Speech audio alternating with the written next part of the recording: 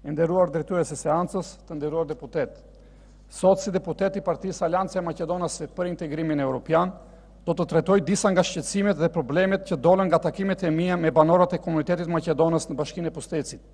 Bashkia e Pustecit, e cila popullohet nga 5200 banorë të komunitetit maqedonës, është bashkia më e varfër e rajonit të Korçës, e lënë pasdore për vite të tëra me radhë nga të gjithë qeveritë.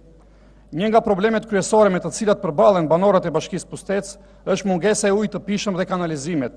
Nga 9 fshatrat e Bashkisë Pustec, vetëm 4 fshatra kanë shërbimin e ujësjellësit, edhe këtu duhet ndërhyrje në rrjet pasi rrjeti është amortizuar.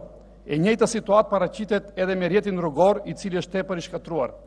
Tjetër shqetësim i banorëve të Bashkisë Pustec është problemi që kanë me furnizimin me energji elektrike për shkak të rrjetit të amortizuar.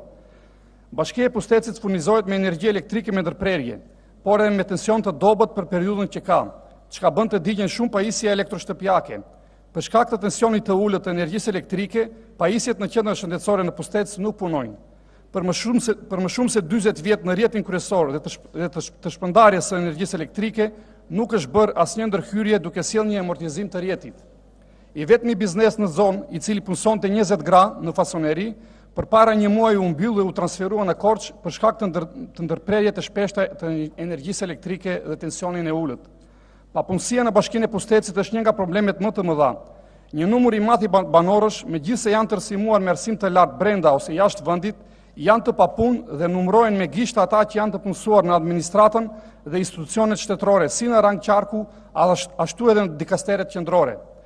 Edhe pse Bashkia e Pustecit është e banuar 100% me Maqedonës, është paradoksale sepse janë shumë pak banorë të komunitetit Maqedonës të punësuar në institucionet shtetërore brenda territorit të bashkisë, si arsimi, shëndetësia, policia, dogana, administrata e Parkut të Prespës, qeverisja lokale e tjerë.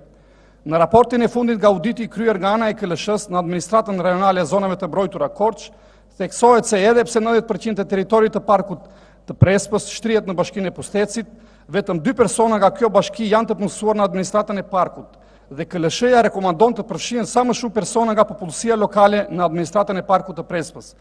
Ka institucione si dogana e Goricës e të tjerë, të cilat ndodhen në territorin e Bashkisë Pustec dhe nuk kanë asnjë të punësuar nga komuniteti i Maqedonës.